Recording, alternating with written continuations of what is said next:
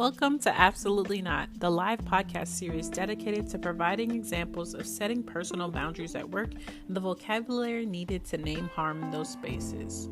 I want everyone and anyone to set personal boundaries at work and create healthy relationships in the places that they want to be in.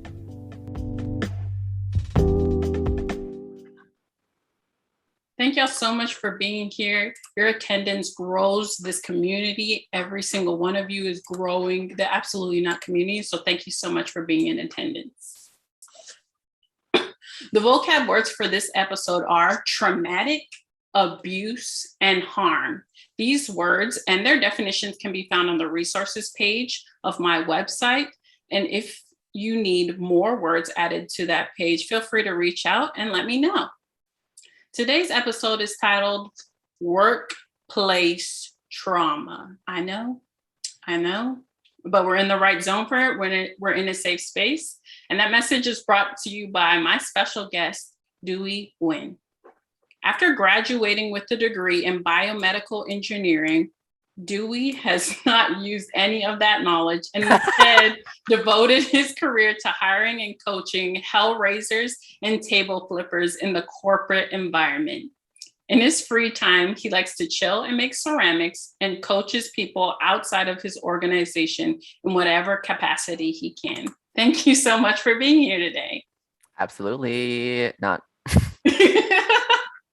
I am frightened by today's topic. How are you feeling? Trepidatious. Ooh, okay, we're gonna need you to explain that for us. A little bit anxious about it, but I'm excited to explore the different topics that we're gonna touch on. Okay, and is there a reason that you wanted to dive deep into workplace trauma with us today? Yeah, I think that there are so many different experiences that people experience within the workplace that they think are just normal, that they think are, oh, this is just a part of the job. But what in actuality it is actual trauma that has been, that they've experienced or actual abuse that they've experienced. And I want to kind of make people more aware of what that might look like within, corporate America, within jobs, because we see in the past year, there's been the Great Resignation, right? And there's a reason for that. And it's not purely because people aren't being paid enough. Oh, I love that you talked about people's maybe inability to really define that trauma in the workplace. Could you kind of define what trauma in the workplace could look like? Yeah, absolutely. So if we close our eyes for a second and imagine that we were working on a really, really big project and you missed a deadline.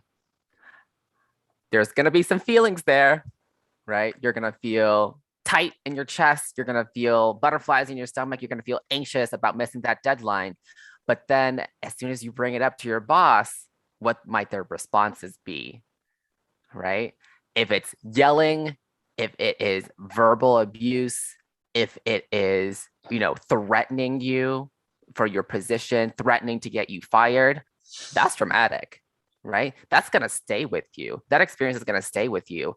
And the next time that you potentially miss a deadline, all those feelings, all those experiences are going to come up again, right? And so that's one example of how I would define kind of workplace trauma, is something that happens to you that informs decisions and actions and feelings that you have at a later date.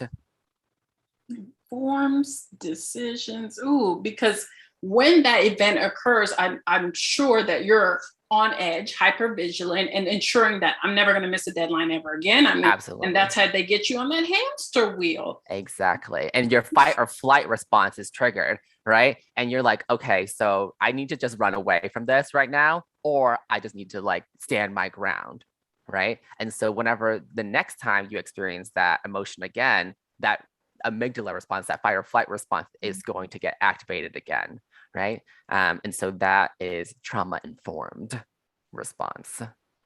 And when you are in an environment like that kind of breathes and cultivates a culture around those types of experiences, is it possible to be, I guess, a whole person? Are you capable of keeping your whole self in that environment? Yeah, absolutely. I think at some point you stop wanting to bring your authentic self or 100% of yourself to that environment, right? You take only the parts of yourself. If you're in a place filled with, workplace trauma, you're going to bring only the parts of yourself that you are most able to defend or that you're most able to like barely function with, right?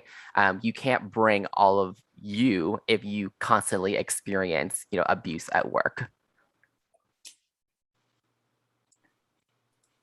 Okay, it's the barely function that I'm doing the bare minimum, trying to get through the day without being harassed, without Right. being yelled at, without any possible walking on eggshells. They say that when they talk about walking on eggshells. Have you ever experienced that in a workplace where you've had to walk on eggshells? Yeah, absolutely.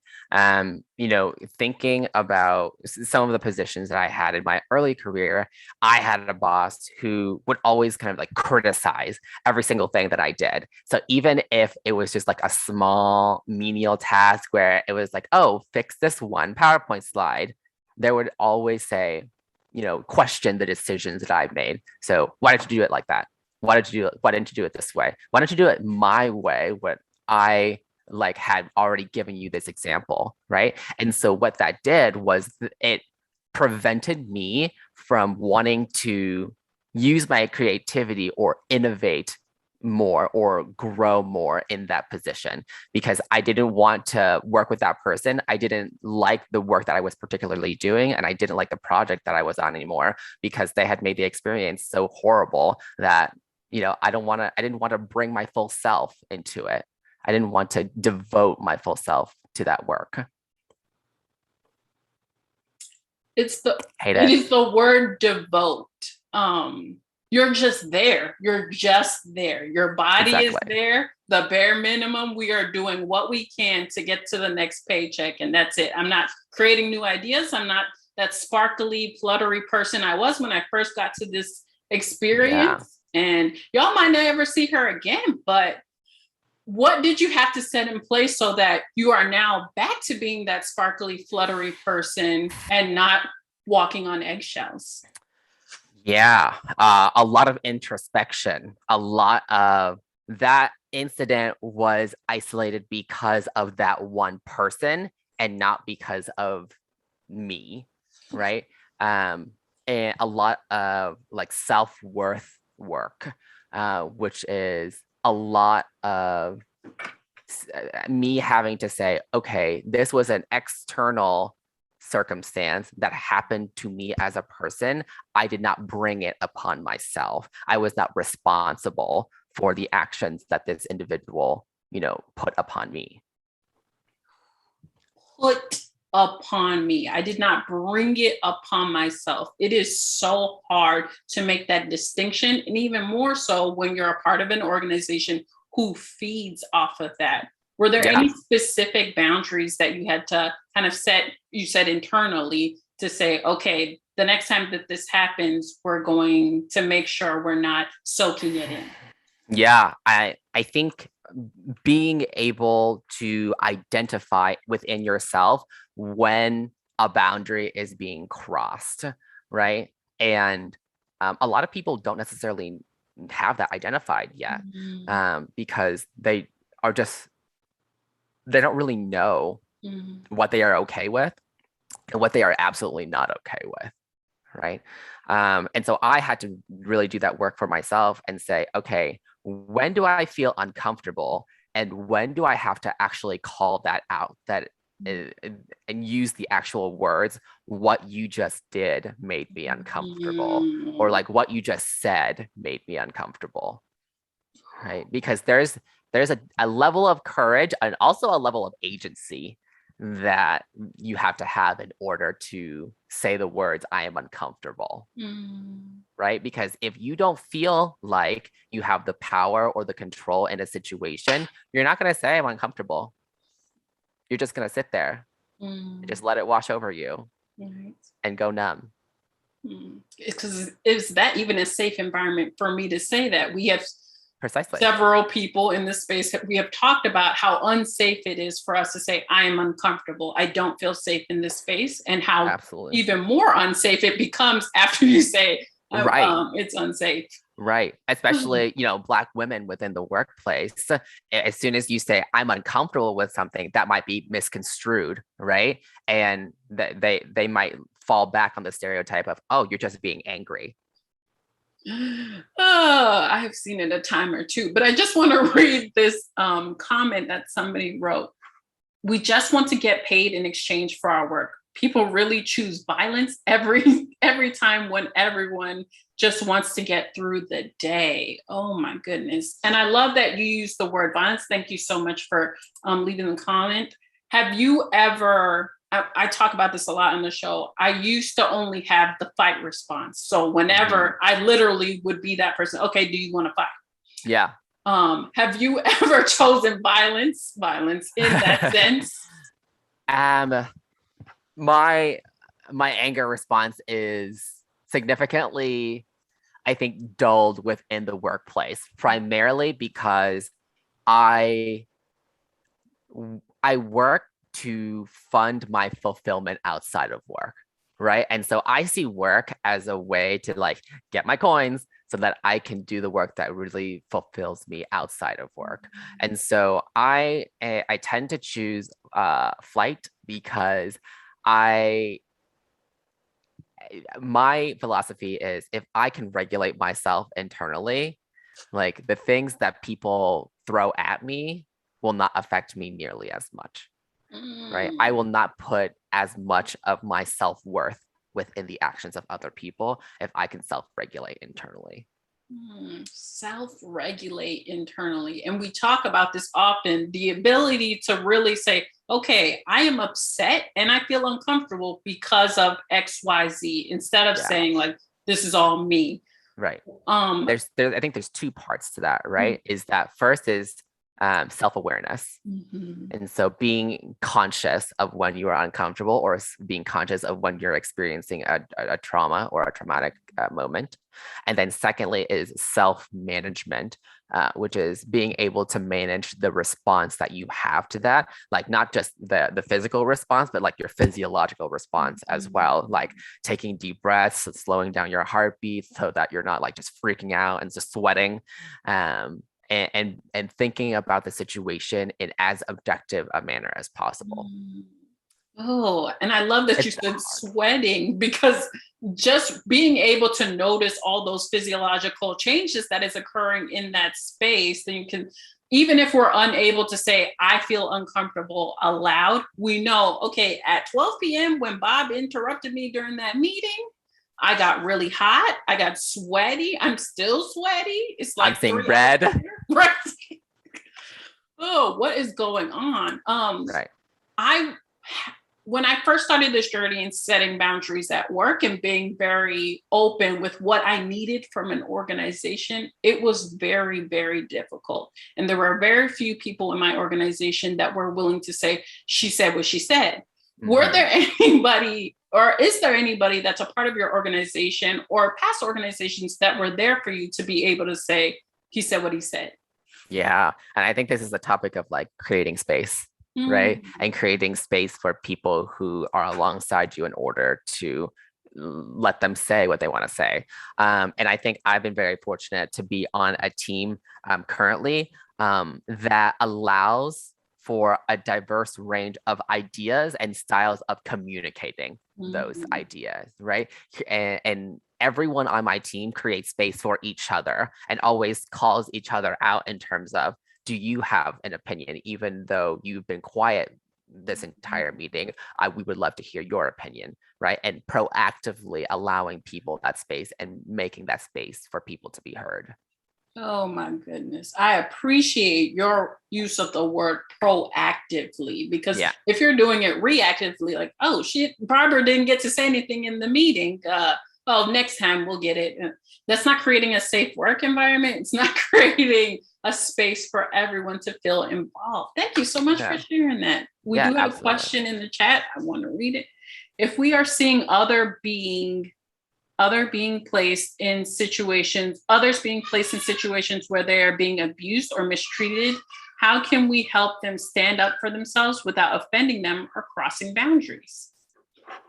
Yeah, I think that is a really honorable action to take. I think when we see somebody that we think might have been mistreated or abused, we bring the matter to them first, right?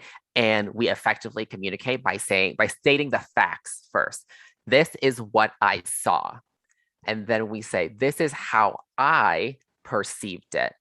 And then we ask the person their personal experience. How did you perceive or experience that moment? Right? And only then can we really start a dialogue about, is there anything that I can do to be an ally for you or to support you? Because if we are reading too much into a situation, the other person might not have seen it as anything, right? Or the other person might not be ready to talk about that experience yet. And so we have to give that person the space to say, I don't want to talk about this with you right now. I feel uncomfortable. Please don't talk about this right now, right? Being able to state objectively what you saw and then allowing the other person to say to determine their own levels of engagement with you. I think that is important. Because and once again, you talk about those different lenses and those different opinions and those different levels of everyone on the team. Some people are not ready to really call out abuse or harm in the workplace. They're just trying to keep their job and make it to the next paycheck. They just trying to get their coins. I don't care if Bob cut me off in the meeting, because who is Bob to me? I have a job. I have a family. Exactly. I have a child at home that I need to feed. So screw Bob. Yeah. Okay. Bob can do that. But I appreciate you bringing that to the table, because when you do see something, you do have to say something. So walking up to Linda and saying, hey, Bob cut you off in that meeting. Is there anything you'd like to do? Or can we change the agenda so that you get time to speak? Making those collaborative changes is how really equitable change gets made. But if everyone involved isn't involved, like you just talking to Bob about how he treated Linda, or yeah, her name was Linda. This hypothetical person. This hypothetical girl's name is Linda. Then yeah, we're not making sure everybody is involved. Thank you so much for bringing that to the table. Have you ever had to call out a Bob interrupting a Linda in a space? Well, not necessarily interrupting, but there have been instances where I hear either racist or misogynistic or homophobic or sexist statements being made, and my entire field of vision just goes red, and I'm like, oh, so we're gonna fight today. Because my first reaction is, wow, you're ignorant. Hate it. So then I immediately want to start like a debate, right? Like I immediately want to like attack that person and be like, why do you have this viewpoint that is so backwards? And so there have been several instances like that where I have had to like hold myself, clench internally, and approach the problem from a very like corporate level and say, why do you think that? Interesting. So not the most comfortable discussion to have, but within a corporate setting, you can't just go off, right? Well, you can, but there will be consequences for it. There are consequences to it. And even in these conversations, we want to make sure they're productive and effective. So me cussing you out in the meeting, Bob, is not productive or effective. Me asking you, Bob, hey, could you not be homophobic during meetings? Do it at your own house, on your own time, outside of this office space. But when you're around me, please don't bring that energy. Don't talk about these certain. Those are boundaries you can set with Bob. Absolutely. It sounds like you've had to set a lot of internal boundaries around not cussing people out in meetings and maintaining professionalism, are there any other boundaries that you set in place so that people around you know what you're about? Yeah, absolutely. My I have very flexible boundaries, to be honest with you. My boundaries are dependent upon the person or persons that I am interacting with. So because I have a lot of agency and then I also have a lot of privilege, I am able to more easily fluctuate my boundaries as opposed to people who might not be in a positions of agency or privilege, who might not be able to safely flex their boundaries as easily. So I see it as my responsibility in kind of like a management position to have to flex my boundaries in accordance with the person that I'm speaking to. Mm. And I appreciate you bringing that here because a lot of people, when they hear the word boundaries, they are not flexible, they are rigid, and they only stay in place. But every relationship, every person is different. When my people come into the room, I talk to them a certain way. If other people come into the room, we do not have that same conversation. So knowing those different boundaries, like you said, knowing yourself and being self-aware is so important. And I love that you talked about your leadership position. How do the conversations around boundaries go with people that work under you? Yeah. So I always try to carry a safe space with me whenever I have a meeting with somebody. So I always make sure that whoever I'm speaking to understands that whatever they say, I'm going to assume comes from a place of wanting to learn or comes from a place of wanting to do better or do more, right? So I think that is the boundary that I always set like implicitly with any conversation that I have. Any other boundaries, I allow the other person to relate to me. I love that. And I love that you said you carry a safe space with you. Wow, you just carry it in your pocket? That's awesome. Yes, it's portable.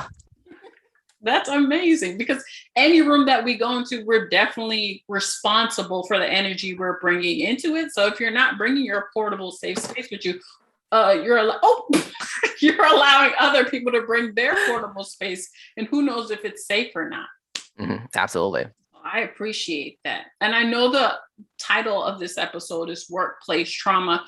Could you talk about a time where boundaries have saved you, like you have been through trauma before, have saved you from being traumatized once again in the workplace? Yeah. I used to work 4 jobs.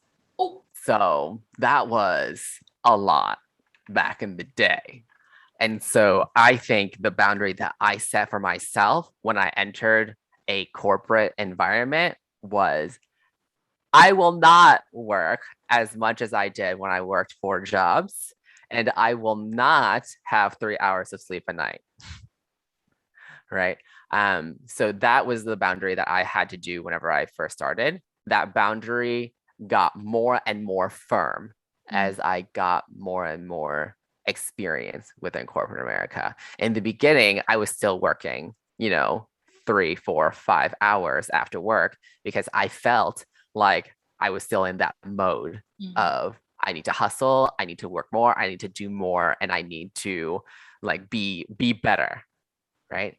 But as I got more comfortable and as I got more agency, I was more able to define those boundaries and say, okay, you know what? After 5 p.m., I'm not working. The end. No, don't nobody contact me. No one text me.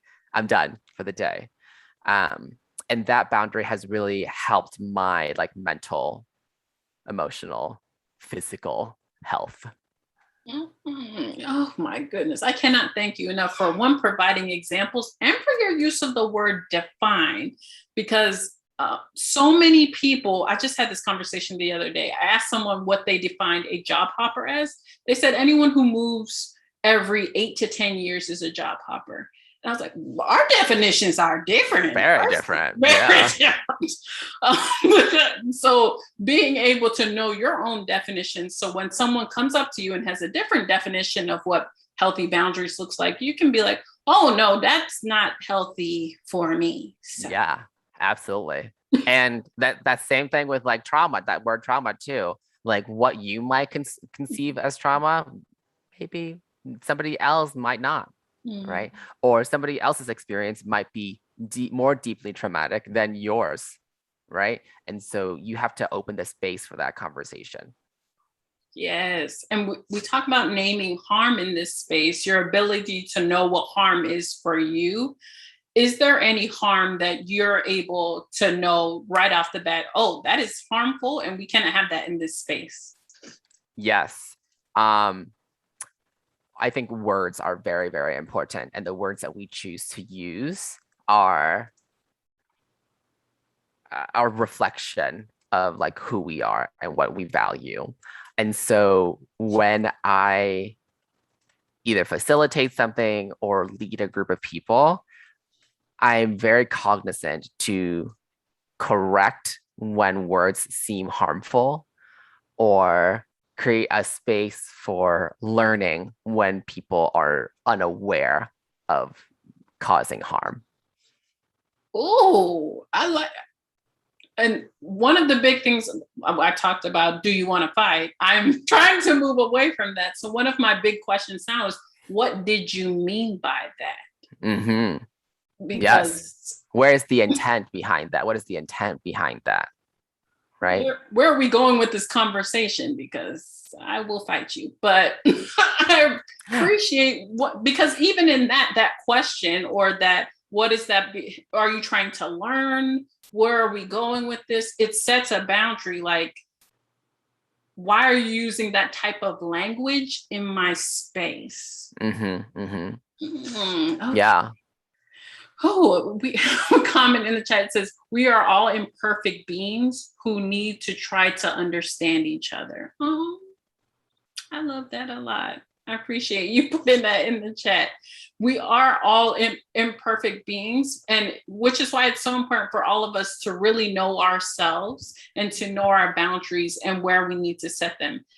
Is there any software or tools or affirmations or skills that you are using currently to make sure you're boundaried every day at work?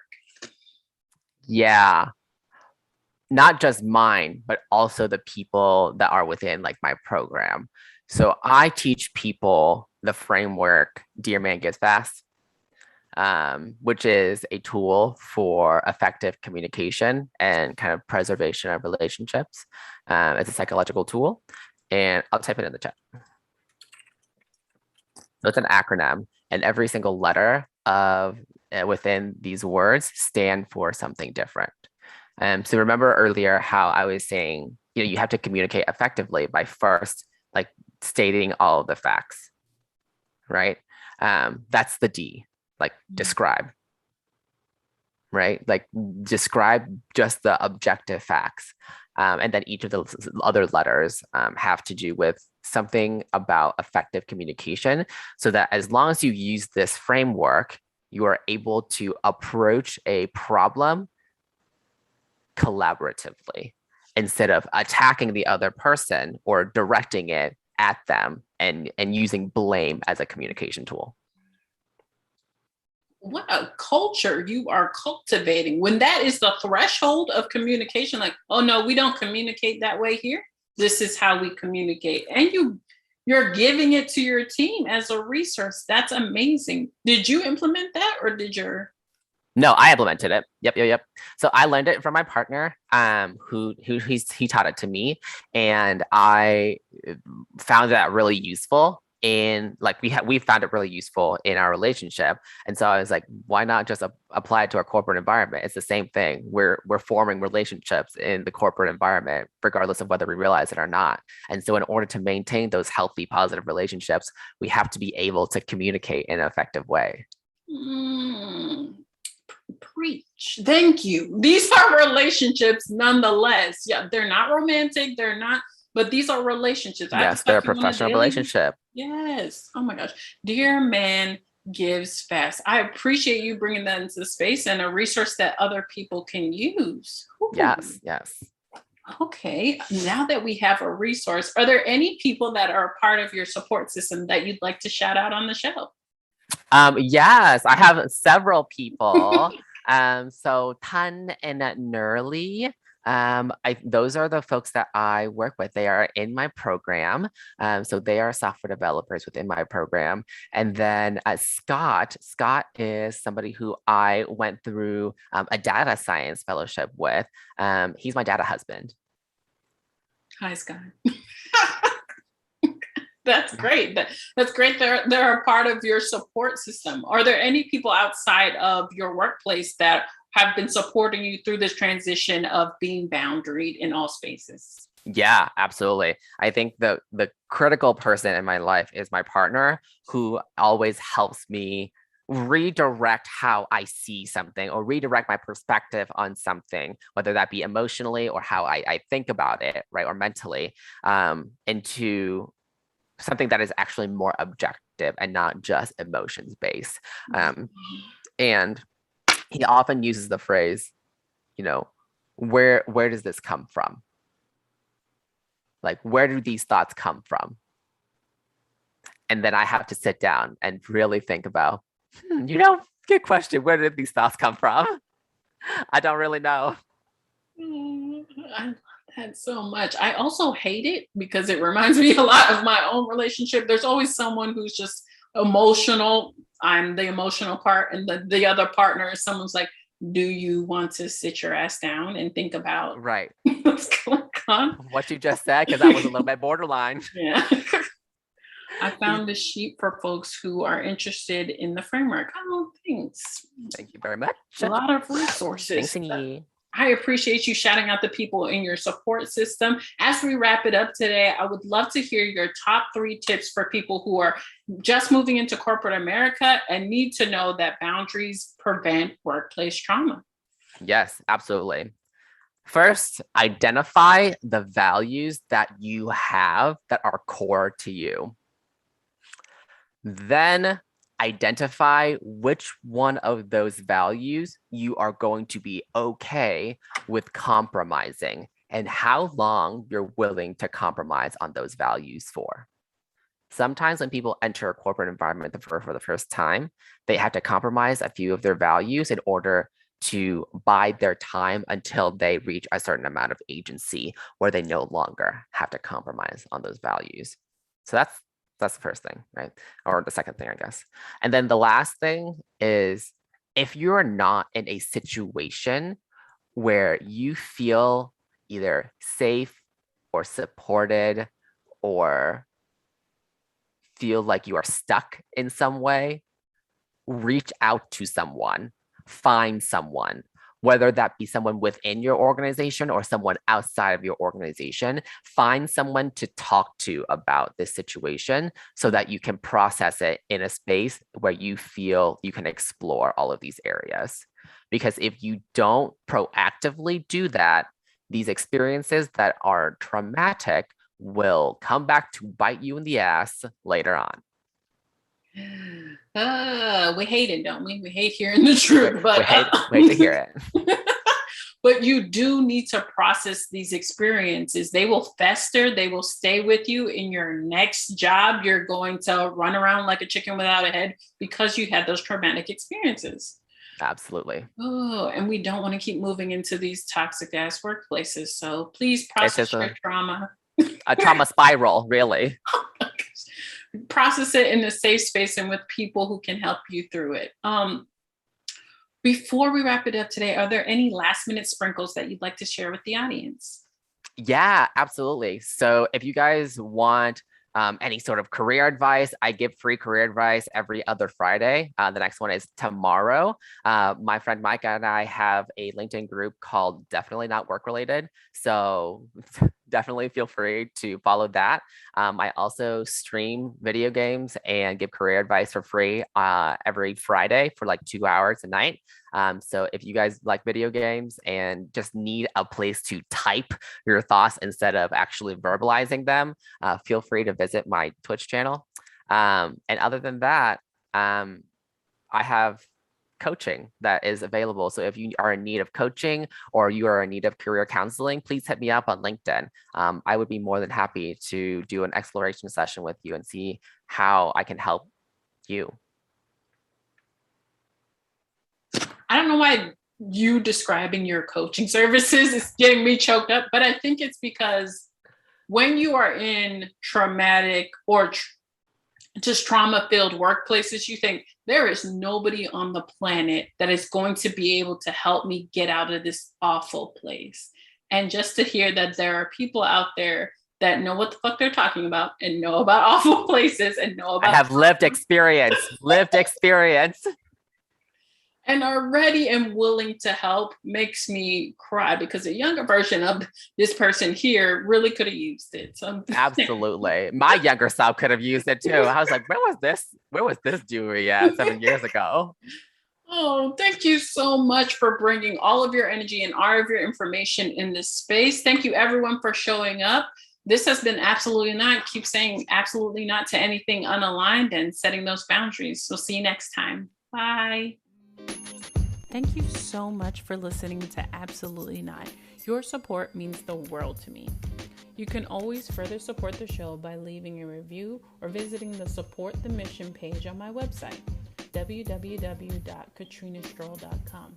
My website is also where you can register for upcoming live episodes, watch amazing past episodes of Absolutely Not, and buy Absolutely Not merch. Yay! Until next time, keep setting those boundaries and saying absolutely not to anything unaligned. See you next time.